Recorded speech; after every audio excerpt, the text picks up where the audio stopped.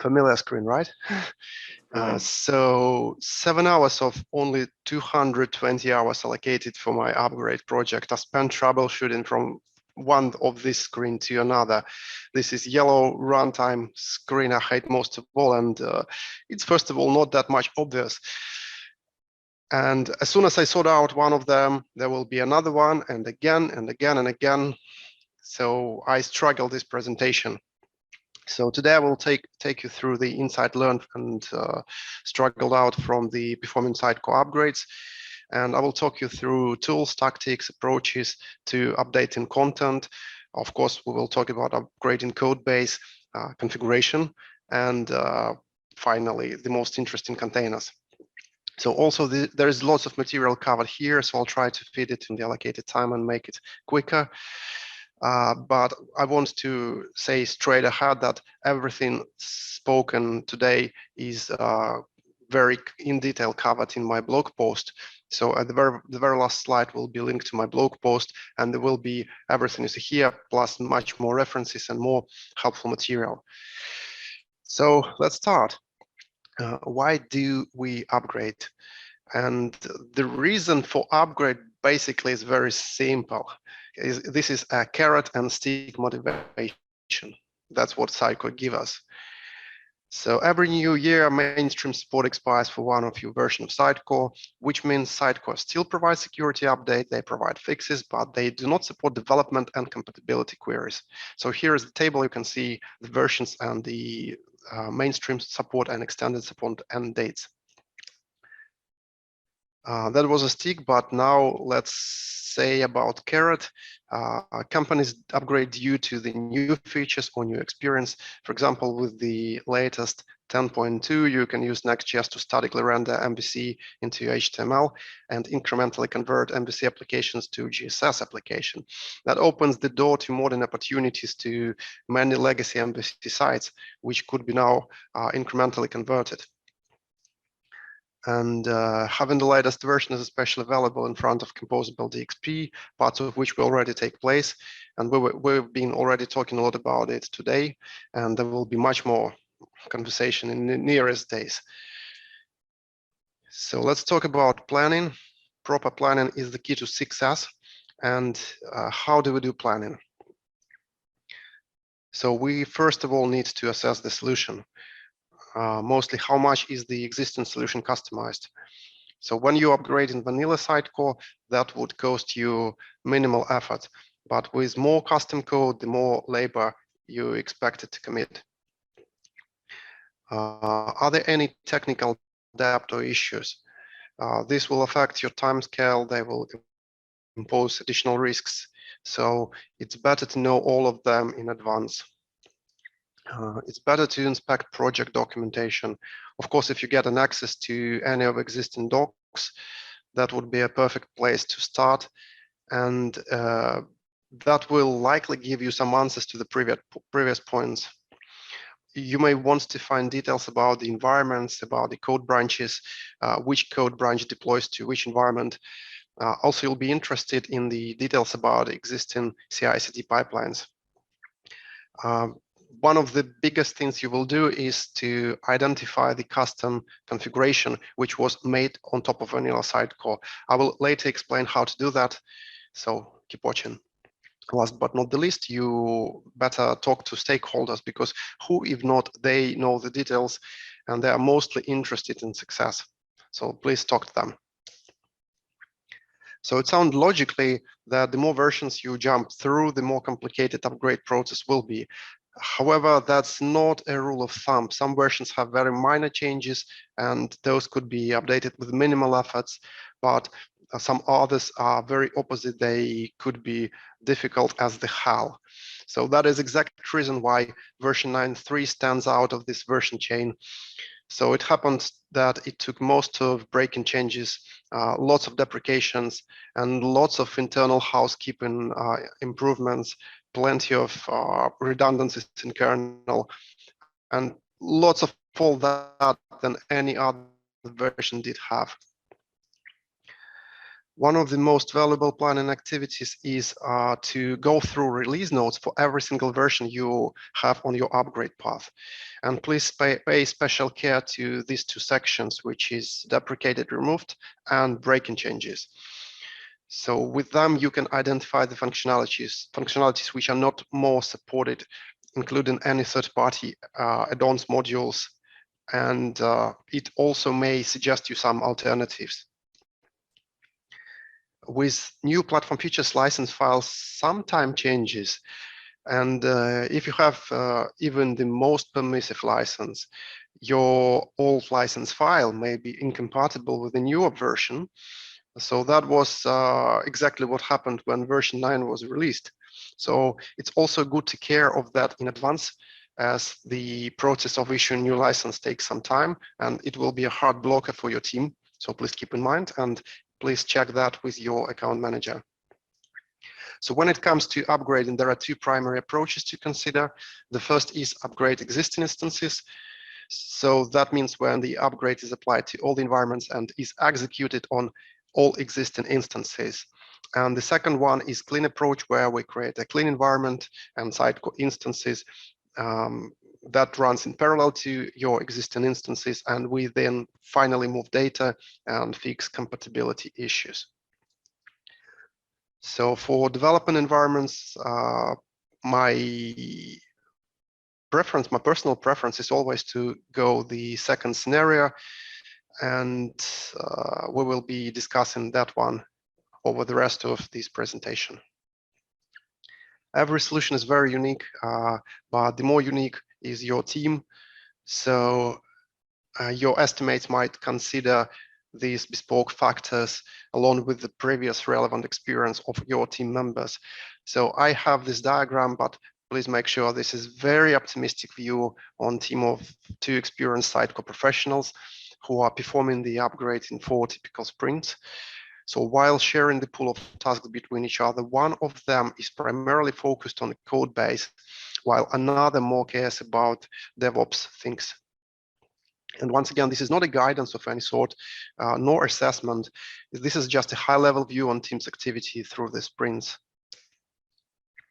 So before heading to upgrade tactics, let's quickly recap some of upgrade tools which we did have over the time and how did they perform. So this diagram shows that at every single time, there is an official upgrade solution for an existing instances, every time, every version. So the first is Express Migration Tool. In a lift and shift, you can use this Express Migration Tool to move over the data from your old instance to a new one. That's supported to migrate from previous old versions to Sitecore 9 initial version. This tool copies items and files from one Sitecore instance at a time. This tool supports migration of the remote service. And for those who had Web Forms for Marketers, it did support Web Forms for Marketers. The next one after it was the Update Center, which was introduced in Sitecore 9.0 Update 1, and it stayed well up to Sitecore 10.1.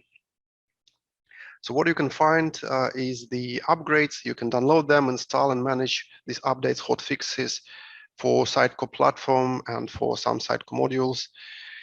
The Update Center accesses a package management service provided by Sitecore, but you can install and provide a service yourself. This is a connection string at the bottom, which actually stays in control of that relation. So next, let's talk through some update tactics that can significantly help your upgrade process. So one of the most important is that fixing the state is crucial, and it's being able to switch between states which you have fixed as quick as possible is crucial for productivity when working on instance upgrade, because small mistakes are inevitable and we actually need some sort of undo button for the whole process. So we already have that for code base. We have Git with its ability of switching between branches almost immediately. But what about published site? What about indexes, certificates, and all that minors that matter? Even database backups, these are not that fast and straightforward to get through. So what comes into your mind is basically fixing the whole state of a working machine. So something that virtual machines could do for us. And luckily, we already have one of such tools out of the box. This is Hyper-V, and this is free. This is included in every Windows Pro that you have. It's extremely fast with solid-state drives. It has maximum integration with your operation system. It allows you moving backups between the hosts and even in the cloud. It has perfect networking option, remote management, universal virtual drives. However, you will find that you need a relatively fast solid state drive, and you should mind the disk space because it easily gets eaten by the multiple snapshots as much as you progress with the upgrade. In my opinion, having 1 terabyte drive is probably that minimum which you need to have a productive work. Now we are confident with reverting bad things quickly, but what about redoing those successful steps? Because with a lot of monotonous and repetitive actions, one could lose very much valuable time for things they will have to redo again and again. So let's think about some example. Let's say someone spent last 2 hours upgrading NuGet references for a Helix solution that has 100 projects on it. And unfortunately, last minute something went totally wrong. So you now know how to restore the latest Hyper-V checkpoint, which takes less than a minute. But should you repeat these monotonous steps again and again and again for lots of these projects? So the first thing that comes in mind, why not make restore point more often? But well, creating restore point for every minor step seems to be an overkill here. And also Hyper-V will quickly take all of your disk drive space. So it's fairly difficult to perform an upgrade of everything from the first attempt. So we'll have to repeat the successful steps again and again and again. So the only matter would be to automate them. So PowerShell built in your operation system, it's best and naturally fit for these activities. And you could leverage PowerShell for any sort of automation, for system tasks, for jobs, must replace configuration, which is my favorite when I do replace the code snippets with regular expression one-liners. You can use it for backups, restore databases, to manage web applications, infrastructure, regardless local or cloud. So you can leverage Sitecore PowerShell remote on top of your PowerShell. That gives you ultimate control on top of your instances, of course, if you have an admin right there. So you will be able to manage content, you will be able to control security, publishing, indexing, so anything just come into your mind. So what could be a good idea to write these scripts for? In addition to above points, consider scripting some activities that take longer to complete and for which result in a minor textual change in the files.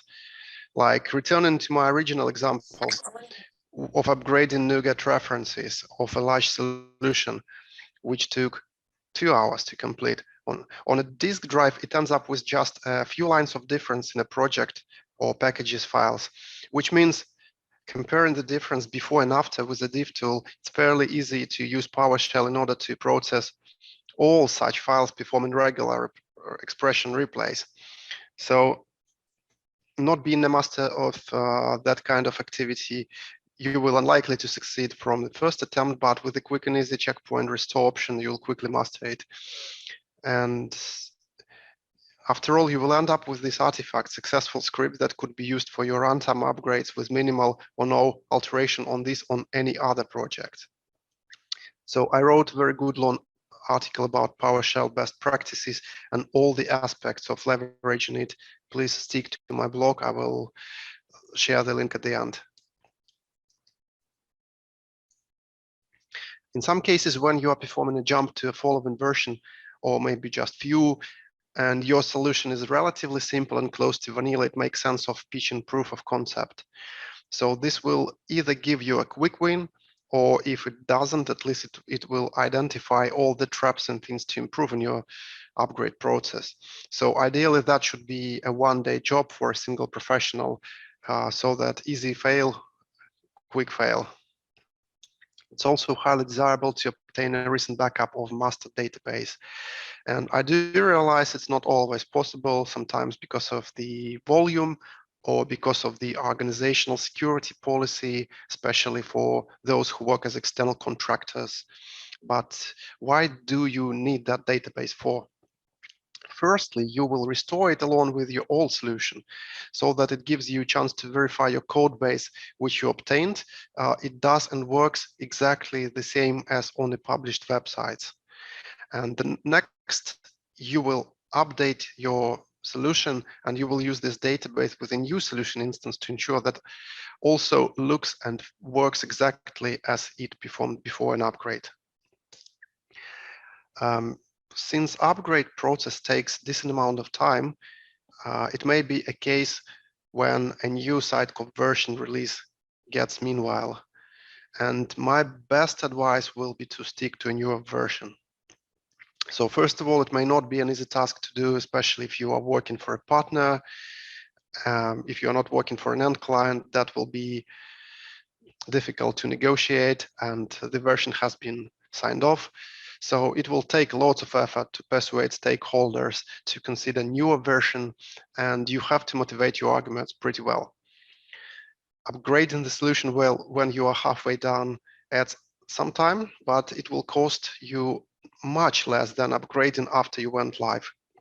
So I had this example in my past while working on upgrade to 10.0.1, and when newer 10.1 got released, which actually cost me much less efforts than if I would keep progress with 10.01. Last but not the least, this advice may seem to be very obvious, but please take it seriously. Document every minor step, decisions, solutions, and motivation. You will likely to go through that again, maybe several times. And save your scripts either.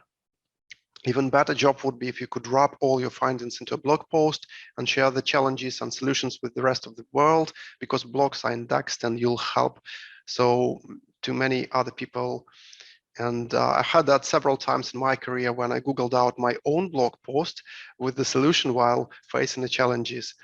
And because I did that, this presentation became possible.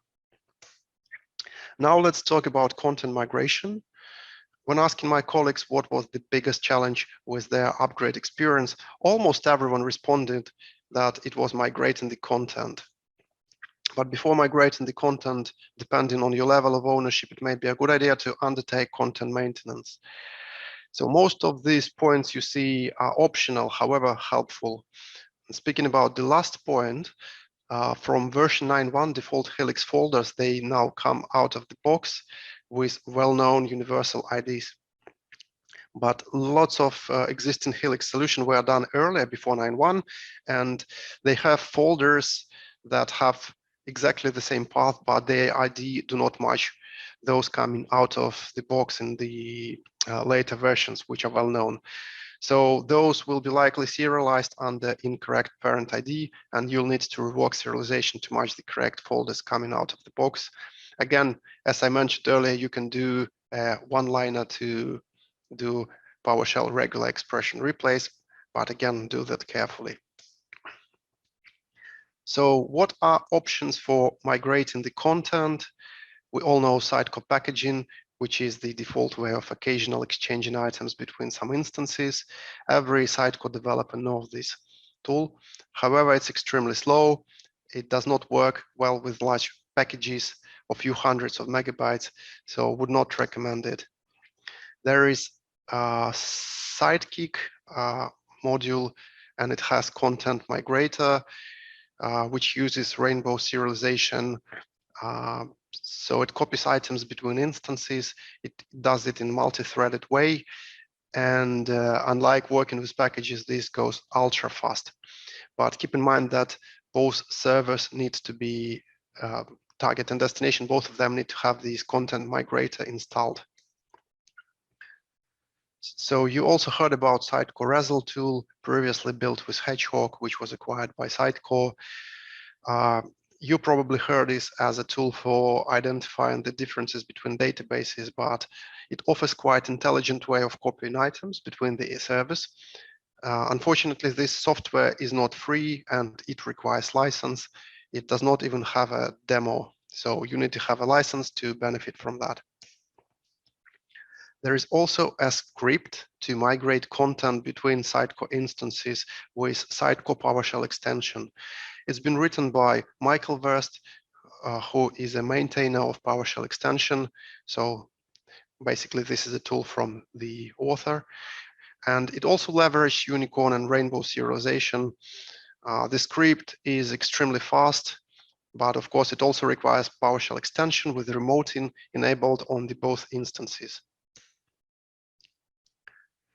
Another built-in tool to copy items between the database is the one that is shipped with the control panel. The way to make it work is you need to plug the target database as an external database to Sitecore so that it becomes seen in Sitecore database selector.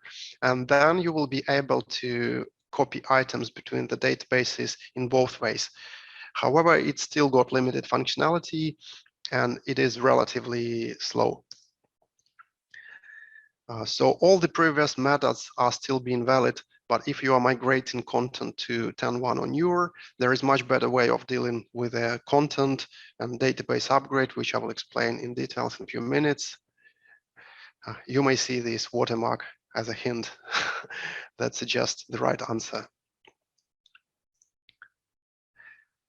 Next, along with the content, you may want to migrate content security. So there are several options to transfer users and roles from one instance to another. You can use the standard package designer so that you can add the roles and users you would like to package up and install it on target instance. As an alternative, you may use serialization so that the users and role will be serialized under serialization security folder. And you can then copy these serialized objects files to the target and then use revert option. But both of these options, unfortunately, with them, you are not able to transfer password. So the password is being reset to a random value when you use packages, or it defaults to B when using serialization. So how do we deal with the passwords in that case? So you can either reset passwords for the users manually using user manager application, or you can reset the password. You can ask users to reset the password by forgot your password option from the login screen. In that case, please make sure you have mail server configured so that users can get recovery email.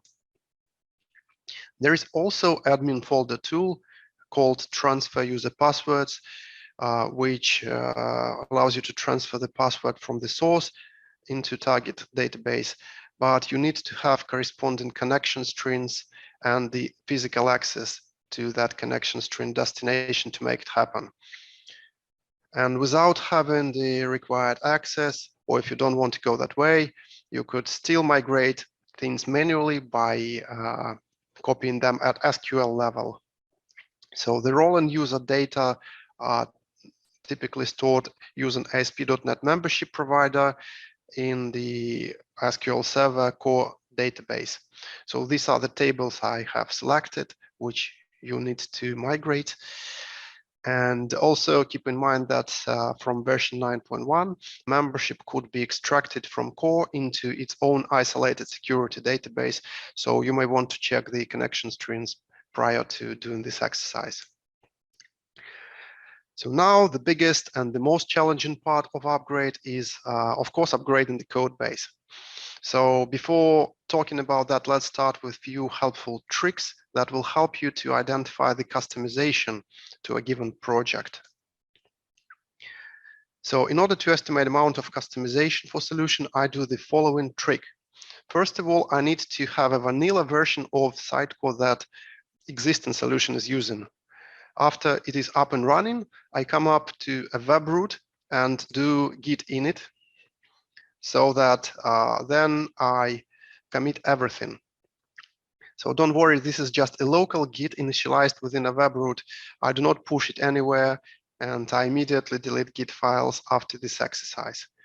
So next, I build and publish the code base as normal, so that all artifacts come above vanilla Sitecore into a web root. And finally, my Git tool of choice shows me the entire delta of the customization for that solution. And it's good because with this trick, I could also easily see all web config transforms, and I can see mismatching or altered DLLs, for example, those that have the same name, which been provided by hotfixes. This tricks gives me the overall feel on how much is this particular instance customized, how it varies from the vanilla. So when previous trick mostly aims showing the overall amount of customization, this one would be more specific about the changes into the configuration. It shows all the patches and config alteration done on top of vanilla instance, so that more precise estimation could be done. From the previous step, we already have vanilla Sitecore. So what we do is to run show config tool for generating combined configuration from that vanilla instance. Then we save it into XML file, and next we again deploy, build, and publish as we do it normally. So once instance is up and running, we run show config tool again and save the output into another different XML file. So now having the actual solution configuration, we can compare it against vanilla combined configuration for the same version, of course, of the platform. And using the diff tool, you will see these differences highlighted. I personally recommend Beyond Compare, which is my tool of preference, but you can use any. And for your convenience, you could also extract the whole delta between both into a single config file, and that will be a valid patch file. You might also find that after upgrading, you face dependency hell in terms of referenced assemblies not playing well with each other. And this can take you lots of efforts to fix. So every Sitecore release contains assembly list, featuring complete list of assemblies shipped with this release. You may find that in release information section. So for example, if we talk about 10.2 Platform XP, that has 400 DLLs exactly. So these DLLs must match exactly the counterpart vanilla DLLs in versions and also in size, unless that is a hotfix DLL. So with previous trick, you could identify all the mismatching DLLs, and with the second trick, you may find where those DLLs are referenced from. So you may also perform a solution-wide search for a specific faulty assembly, and then you see all the found results along with their site and byte. So at least one of the found DLLs would mismatch, and that will point you to the specific project that abuses the code, and you will identify the faulty DLL where it's coming from.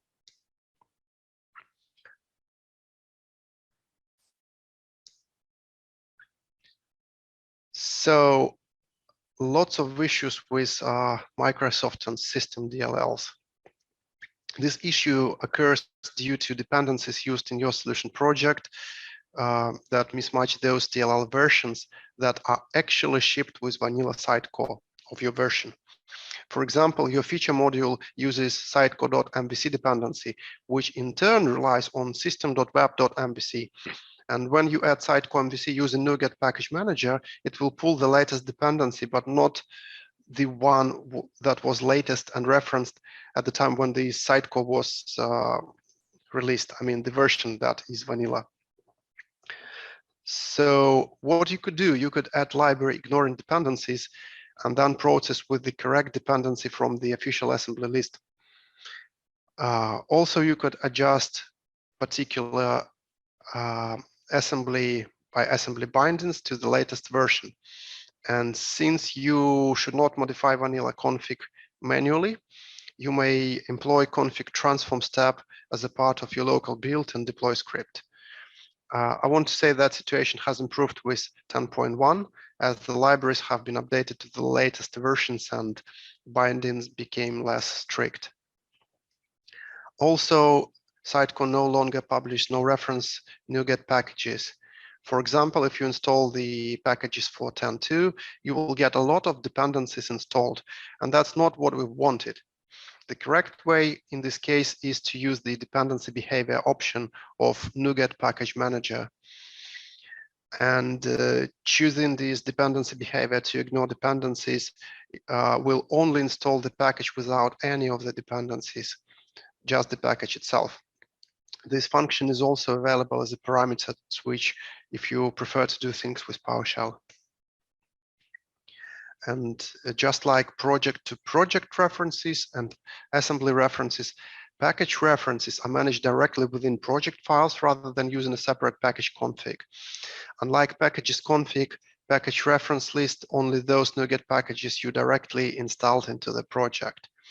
So using package reference, packages are maintained in the global packages folder rather than in a package folder within the solution, which results performing faster and it less disk space if you have numerous solutions. Also, MS Build allows you to conditionally reference a NuGet package and choose package references per target framework, configuration, platform, or any other pivots.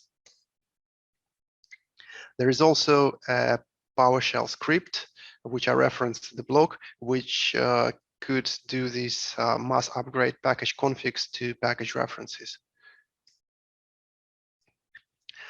As you all know, 4.8 is the terminal version of .NET Framework. So it's now being used from Sitecore 9.3 and onwards.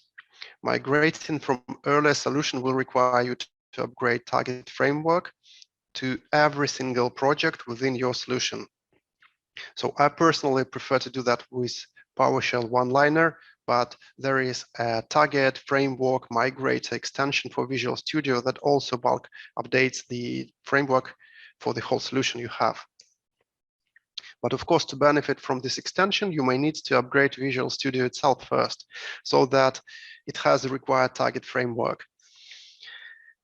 You don't have to, but at least the most important, what you need to do is install latest Visual Studio build tools, which of course could be updated on its own. So the solution you are upgrade, it may reference some third-party libraries that have been discontinued. In that case, you need to do an investigation for each of those libraries so that you can decide what to do.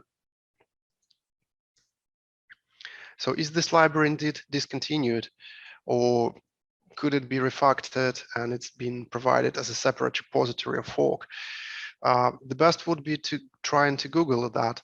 So you might not be the first person who looks for the solution. If it's open source, potentially you could handle the upgrade from the actual version yourself. So I had this experience in past and that proven to work. So does this library rely on some removed features?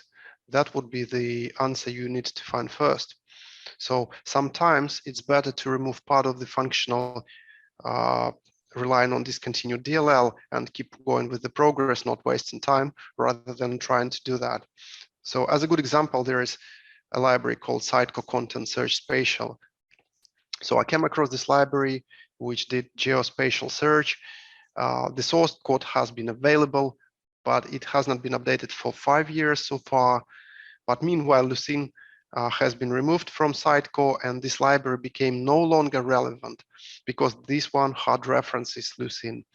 So as the outcome, the whole related business feature was temporarily descoped, only to be rewritten with Solar Spatial Search later. Speaking about dependency injection, Microsoft has become a built one into Sitecore from version 8.2.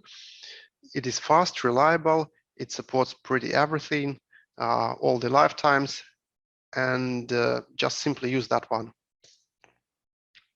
When you need to do upgrade, you will likely need to upgrade Glass Mapper. So if you had version 4, you will see that version 5 has pretty lots of differences.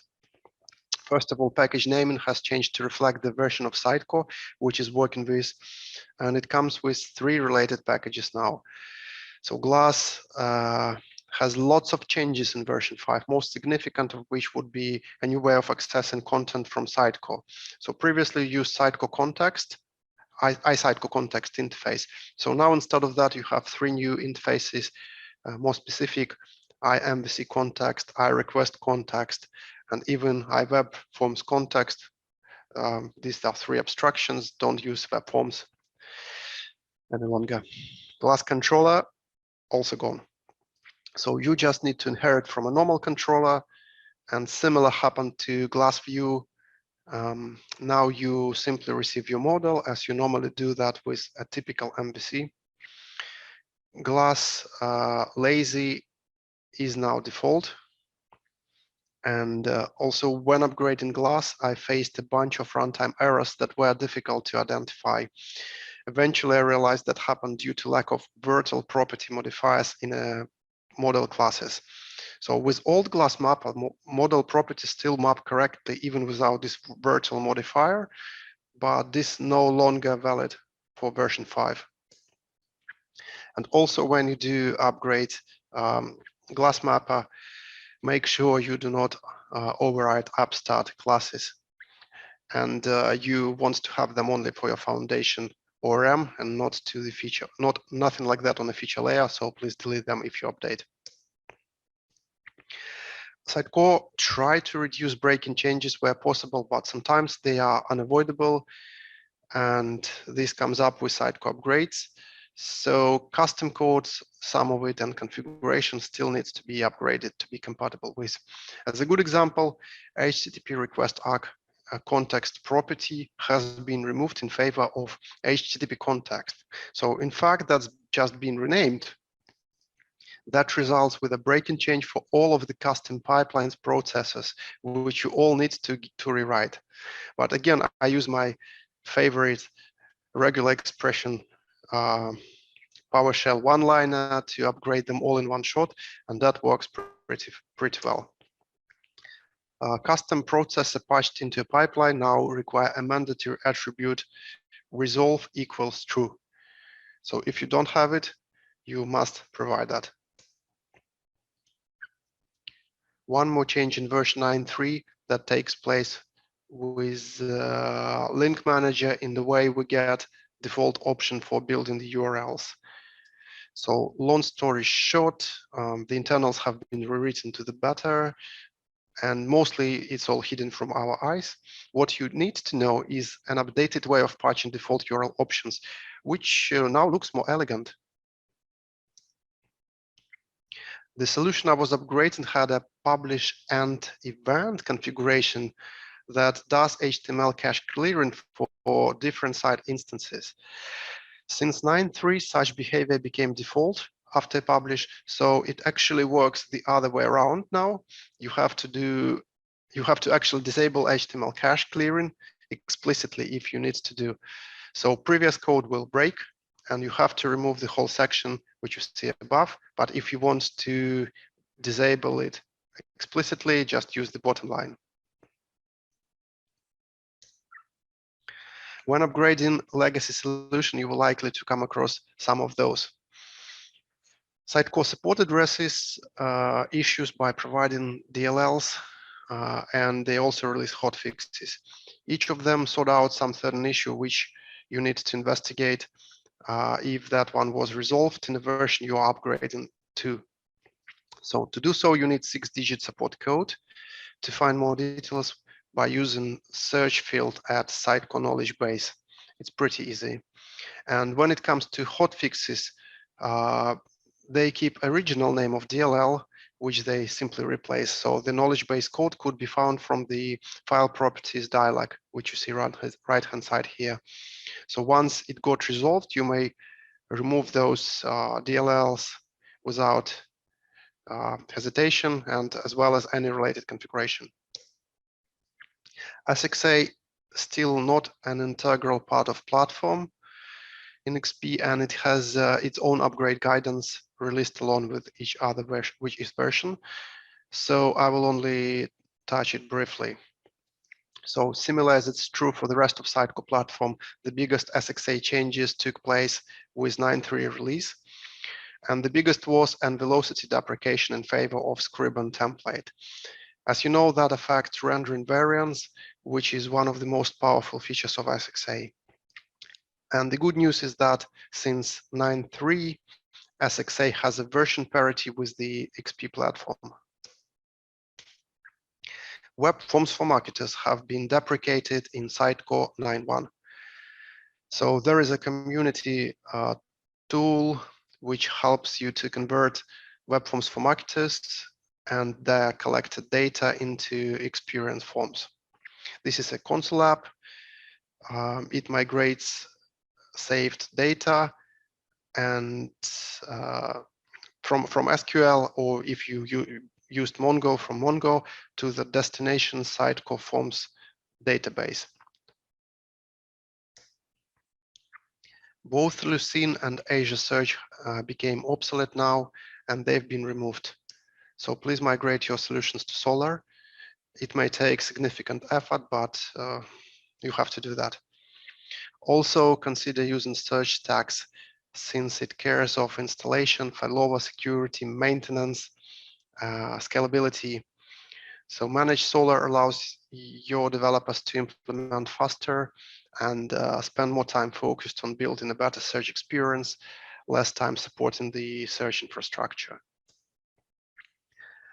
When we talk about Solr, there were two issues I had to resolve while upgrading Solr. First was related to core name mismatching index name. So in order to fix that, you may use the simple config patch, the one you see above. Second issue relates to configuration that defines Solr index. If you are indexing all fields, that must be wrapped with document option tag now, and it should be of the correct type, as the bottom snippet shows.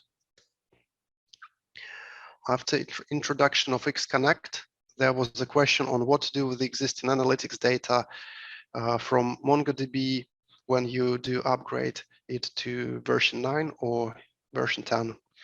To address that, Sitecore created a tool which is called XDB Migrator tool that works on top of data exchange framework. It treats from MongoDB and it writes to XConnect server.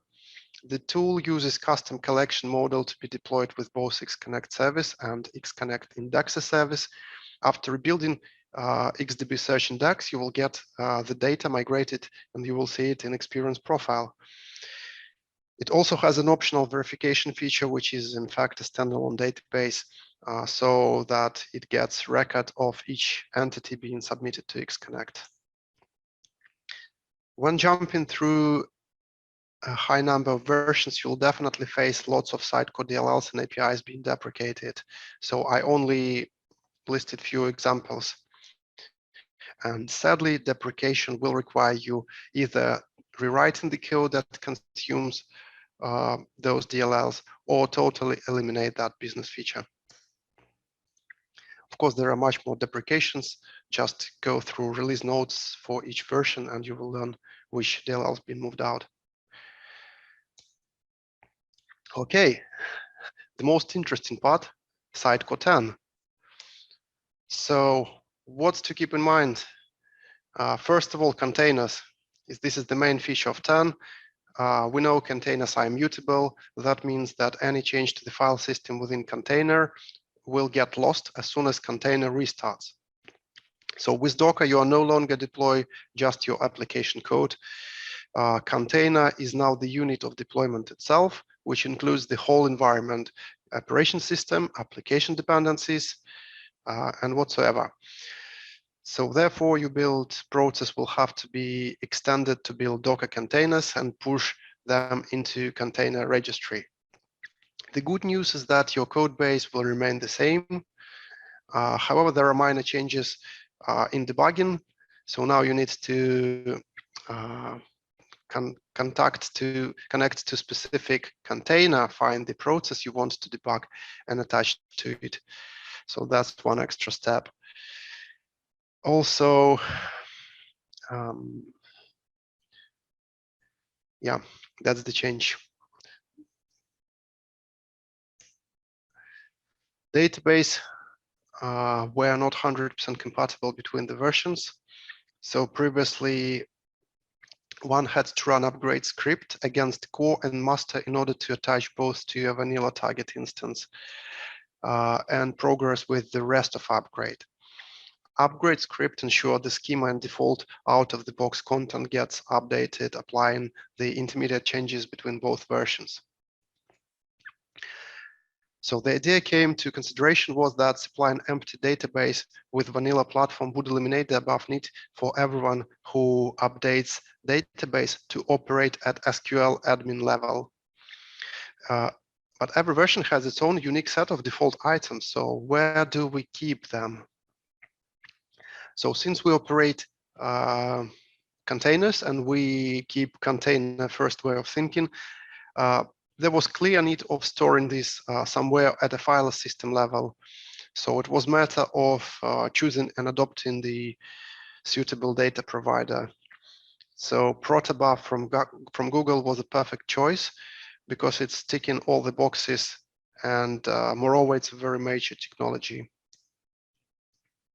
With that in mind, now having a database full of content, you can upgrade to a newer version without even touching it. SQL databases stay up to date, and the rest of default content gets updated by just substituting Protobuf data resource files. Sitecore called this approach items as resources. I would recommend you looking into items as resources plugin for Sitecore CLI so that you can create Protobuf files that contain all of your items and bake them directly into your container images. And I want to highlight that both CLI serialization and Unicorn being supported. So how do we upgrade, let's say, from version 8.2 database to, let's say, 10.2? So since 10.1 and onwards databases come with no content, it becomes a matter of removing default items from SQL database, leaving the rest of content untouched. That default content would come from actual items resource file, which will instead be placed under app data items folder. So if you're upgrading from 10.1 or newer version, it comes to purely replacing these resource files, which naturally fits container file system way of doing business. There's also a new tool comes into play. It's called Sitecore Update App Tool. So it updates core, master, and web databases. You must download and use the version of the tool that is appropriate for the version and topology that you're upgrading from. So previously you've been searching the tool by the version you're upgrading to, but this one you're upgrading from.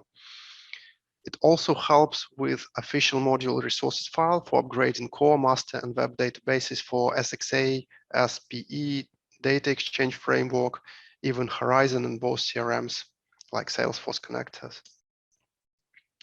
So the next question would be, how do we containerize modules? So if, for example, I am a maintainer of a module, what do I do? So first of all, you won't be able to install package the way we did before, Sitecore package.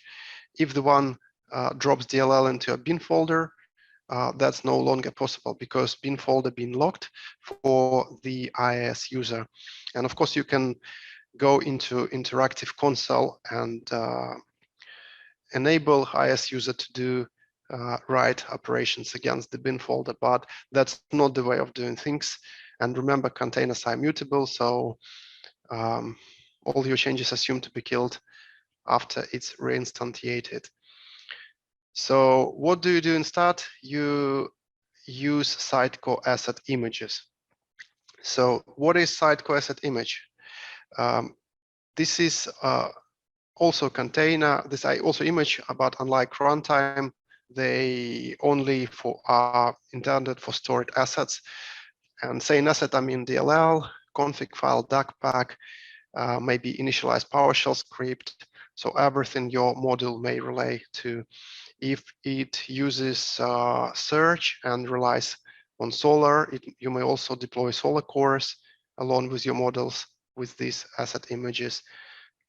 It is based on the smallest Windows image, which is nanoserver, just several megabytes. So how do you create those? You can create those manually. As I show on this diagram, there are two actually ways of creating it. So one of them would be if you have a package for your model, you can convert this package from zip into web deploy, and web deploy in that case will have a duckpack file. So you may take this duckpack file and place it under the database folder.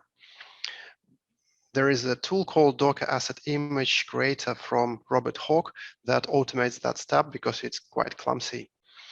But you don't have to do that. You can also rely to item as resource files. So again, if you have CLI version 4, or you may install the plugin that creates asset images. So you'll create prototype file and you drop it under items folder, and that will do the same. So last but not the least, testing the upgrade. So what do you need to test? At least you need to ensure the following. You may ensure overall site health looks and feels as it should. Make sure the integrations are not broken and the editing experience is not broken. So you need to go through all of these steps to check it up. And it's a good practice to see your task tracker for the recent tasks and see if those been picked and also upgraded and function well. When it comes to whether use manual or automated, you need to trade off, because without automation, it becomes effort consuming to test everything, but you cannot automate absolutely everything. So please find the right balance. What is absolutely crucial when you go live is monitoring. So when you do that, go and inspect every single log for exception. If you find some, address it. You also may want to watch the metrics for having some sort of anomalies and identify what's going wrong and take some action. If you haven't updated your CI/CD pipelines, you have to, because newer version requires newer CI/CD pipelines. You also need to do security hardening, and there is luckily an official guide from Sitecore how you need to do that, what you need to tune up, which things you need to disable, and which access you need to close. If you are lucky enough to have a content freeze, please have it. But if you are not, if your business does not allow you such luxury, then you'll need to address the difference. And using PowerShell extension, you may, for example, create a Delta package and apply it and publish to a new instance before going live. Finally, switching DNS is the moment when you go live with your new solution. And there is a potential trap when you do switching DNS. Make sure that you reduce your TTL setting for your domain record early in advance, so the changes take effect immediately, and then you revert these changes after going live. Then you will have a maturing period, at least for 2 weeks, I would recommend, where all your environments will run in parallel, but your website is being served by a new upgraded instance. This is where you should be extremely careful and watch all the metrics, all the logs, everything. So once you're happy with that, you can destroy all the old environments, and that actually concludes your upgrade. This is my blog, where I have covered everything said in this session, and there is much more to that. For example, I didn't say about dynamic placeholders, which been introduced in version 9. And in this blog post, you will find how to do that. I didn't cover anything about commerce. There won't be anything in this blog because I'm not that deep in e-commerce, but from what I know, commerce has its own upgrade guidance, and it's quite painful procedure to upgrade it. So probably that's it. Thank you for watching. Maybe you have some questions. You're welcome. Martin, that was amazing. That was remarkably comprehensive. So many things covered and on point. Wow, this has to be probably the most comprehensive walkthrough of upgrades that I've ever seen. That isn't it. And if you follow this guidance or whichever is posted on my blog post, I can promise you that you will save 3 to 4 times that you will normally spend on upgrade, because I went through extremely difficult and insane upgrade scenarios when I was put into conditions with little time allocated for that. So I had to struggle it all by my own. Another thing that I didn't mention is that when you go live, it's good to go and do visual checks for your components, because I had example in my past where it all went well, but I noticed that upgraded solution did not have one icon, and it turned out to be an SVG icon with SVG handler that for some reason didn't work well while it should work well. So I went deeper into a code and found quite a big issue, which was unobvious at all. So there was no runtime error, there was no code compilation error. I only spotted it just by visual comparison. Wow. Well, there's sometimes things come out from unexpected places. We recently did an upgrade and everything looked great. And that's why I like how you added the maturing period. You have to watch how the application performs. And ideally you want to run some kind of load test to mitigate that risk. But we had an issue where everything performed fine until we scaled the system, and then some of the pipelines, the way some of the processors were written in version 10, I can't remember which ones now, were different from version 8.x. I can't remember the original version that the team was migrating from.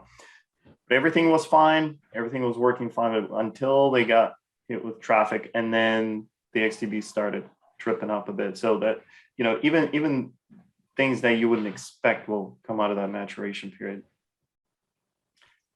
I do want to add a +1 for search stacks. I have to do it because one, they're cost efficient. Two, it's so many other benefits that come with working with the guys. We have a whole, I think, webinar dedicated to search stacks that we did with Varun, but we in the Sitecore space aren't familiar with Java. We're not pros at it. We're not really familiar with solar, unless you can take advantage of economies of scale. If you have a solar farm already running and you can tap into that, it's a lot cost efficient, and it's a lot more effective to run it through search stacks. They take care of disaster recovery, backups, security, all the things that we don't naturally think about when we deploy solar, right? So when was the last time someone talked about a disaster recovery site for solar or backup strategy? That doesn't usually come up. These are the things that we have to consider, especially with large solutions. Once you start playing with large implementations with millions of content items, restoring, re-indexing that entire content tree, let's say if something were to go down and you had to restore it, it'll take hours. It'll take hours to rerun, to reindex.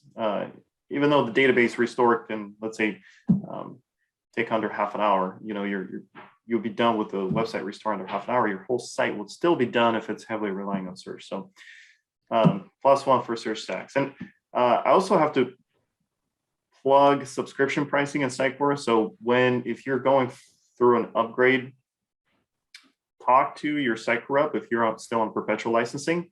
That actually feeds back into my topic previously. The subscription Sitecore licensing includes SXA and JSS for free. If you're on perpetual, you have to purchase those, pay additional. That's correct. for having those.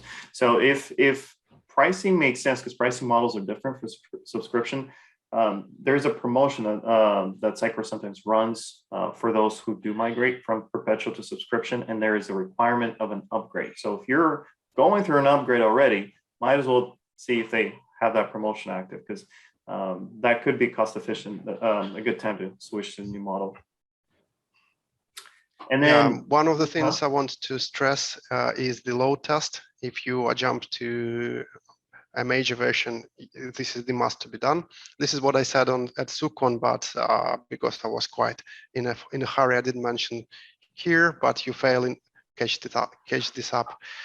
Also, number-wise, I want to say that there was a case of upgrading a website that actually a solution that has 6 running websites. It was on 8.2, and the target's supposed to be 10.1 in containers.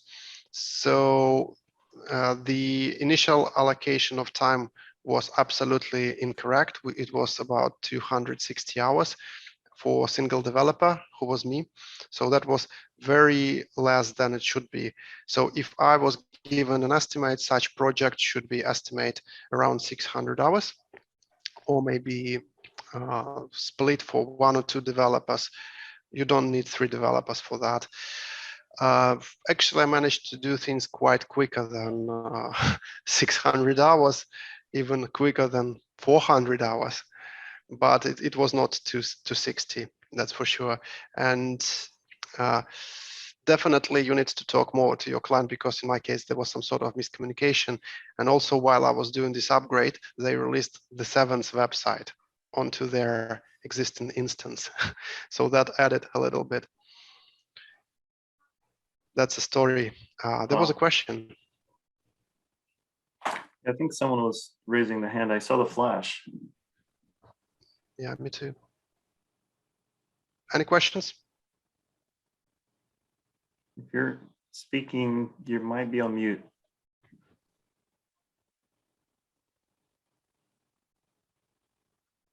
No? You know, one thing I would also add while we're at it, the parallel approach is definitely a lot superior. Sitecore will most likely work with you. I mean, we don't have an official word from Sitecore for all these types of upgrades, but every single time we had to do parallel setup for Sitecore, especially, you know, if you're on, let's say, perpetual license, that creates an issue with licensing, because now you're running more servers than you're allowed to. But if you contact Sitecore in advance or talk to your Sitecore partner, and they can help you with that, every single time Sitecore is okay with it. So temporarily increasing the number of servers. Sitecore does run what they call a ping report that pings the license to see how many servers are actively running it, how many users, and so forth. So Sitecore can detect that there's a large, larger than allowed by the license number of servers. They're completely fine with that, maybe temporarily expanding that, allowing to run more servers during the time of the upgrade. Yeah, that's been introduced in 9.1.1, as I remember. And because they have all the stats, someone on Slack channel was wondering today what proportion of the total Sitecore solutions use GSS and SXA or headless. So someone was asking for numbers, but they didn't yet reply. It's upgrades with headless are also a lot easier. So if you're on the headless implementation, it'll be a lot easier to migrate, because there's a lot less backend code that's traditionally written for GSS implementations, for instance. In fact, in my experience, anywhere from 50% and up is what you save in terms of backend effort on a headless implementation. When it comes to XM Cloud, you don't even need to do these upgrades, because they will do it for you. What you have is you have your storefront or some sort of front-end solution. So if your endpoints remain the same, if they serve you the same data, why would you upgrade it at all? Yep. Unless the data stays the same.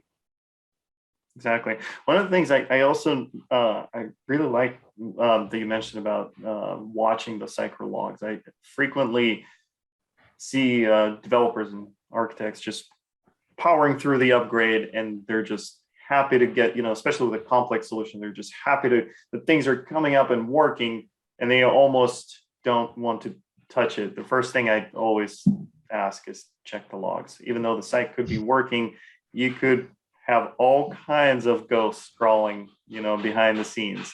Verifying the Sitecore functionality also, in addition to that, the website might again be working. Things could appear to work on the front end. You could have some issues in the XDB with the migrated data. You could have some hiccups, some weird, strange behavior errors coming up in the client UI. So that's where logs come into play. That you'll probably be able to catch a lot of those if you look at the logs. All right. Well, Martin, thank you so much. I'm glad we recorded this. Like I mentioned previously, we'll post the recording on YouTube. We'll share the link on social, Twitter, LinkedIn, and Slack. Hopefully, a lot of people watch this. This will definitely make their life a lot easier. What's the best way to ask questions, or what's the best way to find you if someone has questions about this video or about your blog? The best way to find me would be this. Please contact me with Slack. Sorry, am I sharing? Yeah. So that's my Slack. This is my Twitter. And also, I am standing behind Sitecore Telegram channel. Now, since recent, there are 3 channels. There are also Audio Cloud and Content Hub channel for specifically these products. So the best would be probably Twitter or Slack, but I very encourage you subscribing to Telegram channel. Excellent. Actually, you may see what I have on my T-shirt. Nice, very nice. Telegram. Very nice. Excellent. Well, thank you everyone for joining.